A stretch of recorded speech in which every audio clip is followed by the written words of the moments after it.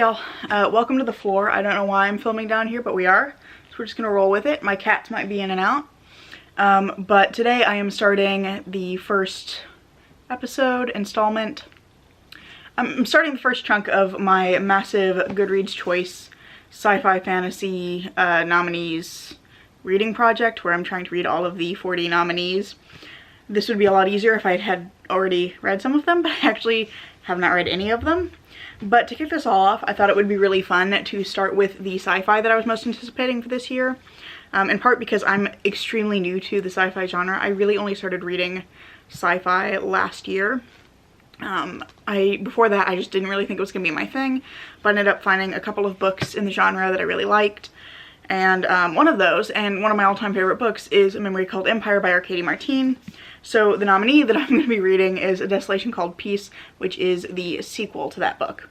And this one, I can't talk too much about this one, for one, because I don't know a whole lot about it, but also because it would kind of spoil the end of the first book, and I definitely think that if you haven't read that one, you should. Like I said, it's one of my all-time favorites, and I think it's just a beautifully written book. But the first book follows a woman named Mahit, who becomes the ambassador to the Teixcatlanli Empire for her little mining station that she's from. And so she travels to the capital to basically just protect her mining station's interests and try to prevent them from being completely colonized and taken over by this empire, because at the moment they just have this kind of like working relationship with the empire. But she arrives in the capital only to discover that her predecessor has been murdered and nobody will talk about it. So she's trying to figure out like who killed him, why, what was he murdered over, and then also trying to protect her mining station's interests. So I thought it was a really fun book. I really enjoyed it. I read it over 24 hours for a 24-hour readathon, and it was a little bit like a fever dream, but it was a lot of fun. And this one, I believe, also follows Mahit, but it also adds several new perspective characters. I think the one chapter that I read back in March when I got this was from a character named Nine Hibiscus, who I know nothing about other than she's like the captain of a spaceship. But it introduces a bunch of new characters that we get to see the world through, and I am really excited about that because I thought the world here was really interesting. The Teixcatlanli Empire is really fascinating, but they're inspired by an ancient empire. Katie Martine is a Byzantine historian. There's these like really weird and interesting naming systems in the book. There's some really interesting ideas about like the preservation of knowledge and who gets to decide what's worth saving.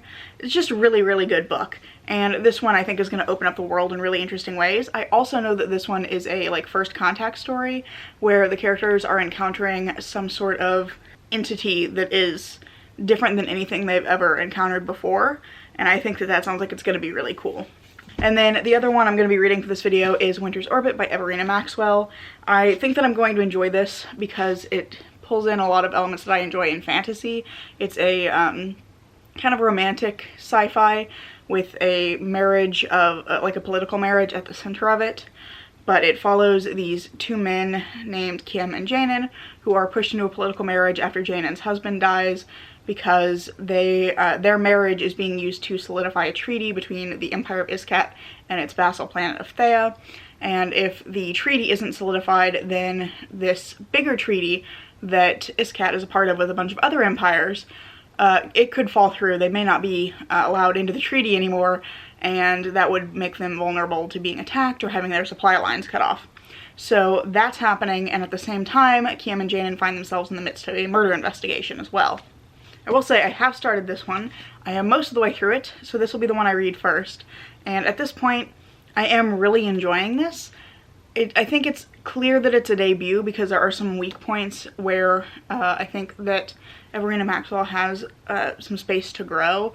I think the world building so far is a little bit flat. There's a lot of stuff that's mentioned that, rather than it being like there's pieces put out and you have to figure it out for yourself, there's a lot of things that are mentioned and then just kind of never come up again, or they're never given any more depth than just like, oh, that's a thing that exists. But there are things that kind of need a little more depth. For example, one of the things I really encountered when I was reading this initially is that of these two characters, Janin is not from the planet that is taking place on. It's taking place on the planet of Iskat, after which the empire is named, and Janin is from Thea. And on Thea, there's all these different clans. They have like different relations to each other. And there's numerous times throughout the book where Janin is talking about or thinking about his clan obligations to other people, because there are numerous other Theans on Iskat, but we're never really explained what those clan obligations are, why they matter. It's not clear if they're formal or informal. None of it's ever explained. So that kind of thing is pretty prevalent in this book, but I really love the characters. I think that particularly Janin is written really well and really interesting. It's very clearly a Janin-centric book. But I was really enjoying this one. I think at this point, if it continues kind of in the vein that it's in, this is going to end up being like a 3.5 star for me, but that is, I think, a very good book, and it would definitely tell me that Everina Maxwell is an author to watch, that I will want to read from her again in the future. So I think of these two, I'm going to start with Winter's Orbit and try and knock out this last little chunk I have left to read. I don't know, it's the day before American Thanksgiving. Today was my last day of work. I just got home, and yeah, plan for the evening is I'm gonna go make myself some tea, and I'm gonna see how much of this I can get through.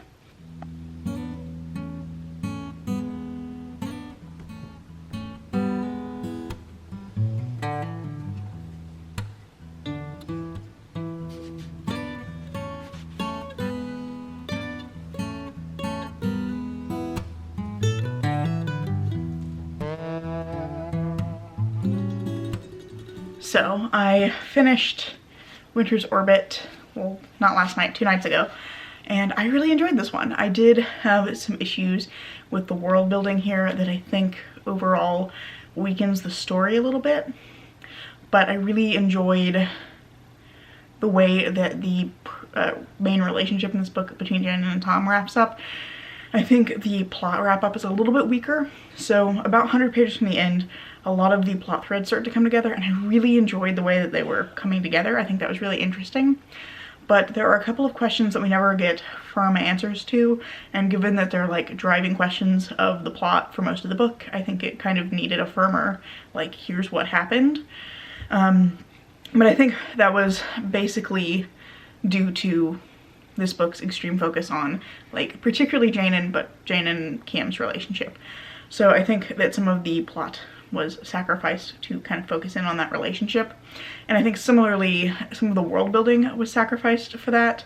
So a little bit of the world building here is a little thin. There's, I think I mentioned in an earlier clip that there's Thean clan obligations that Janin talks about quite a bit, and they're never explained. We never really get a firm understanding of what that is.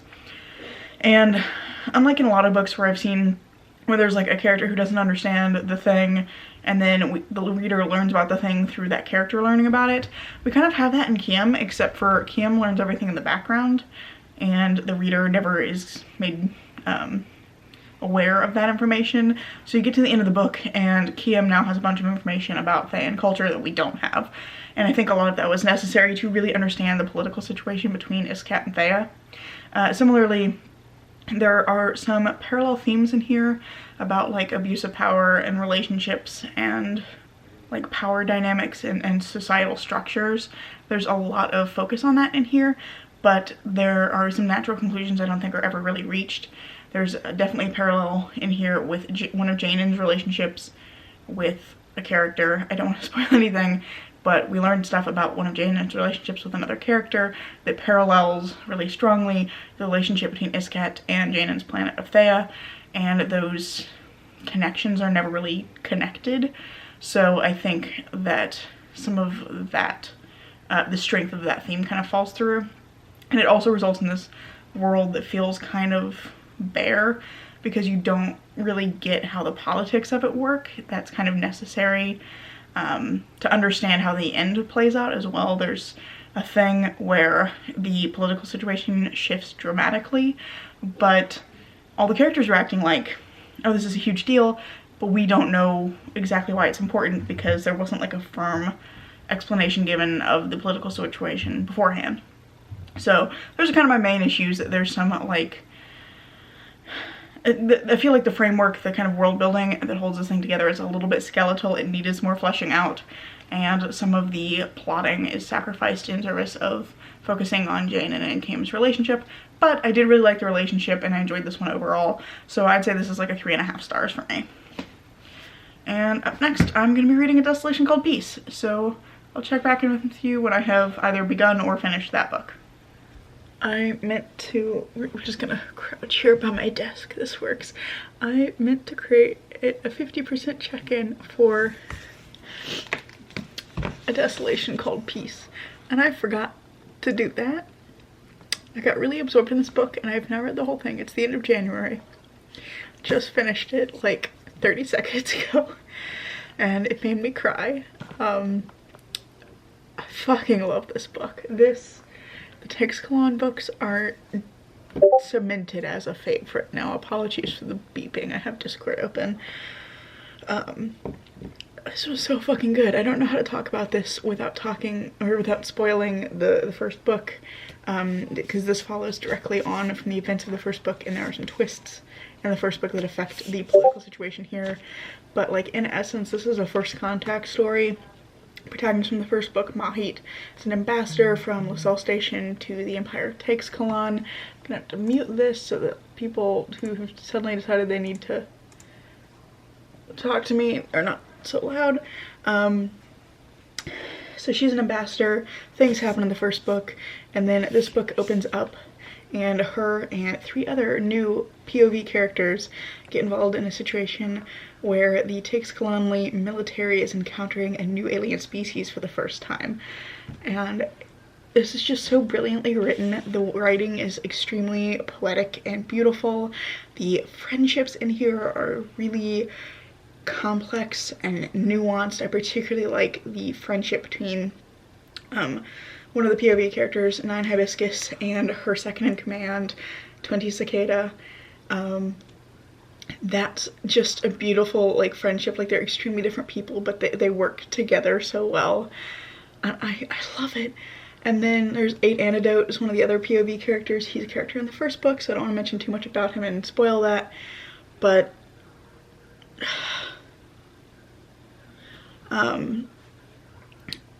yeah, it's just a lot. The ending of this book is a lot, but I just think it's so well done.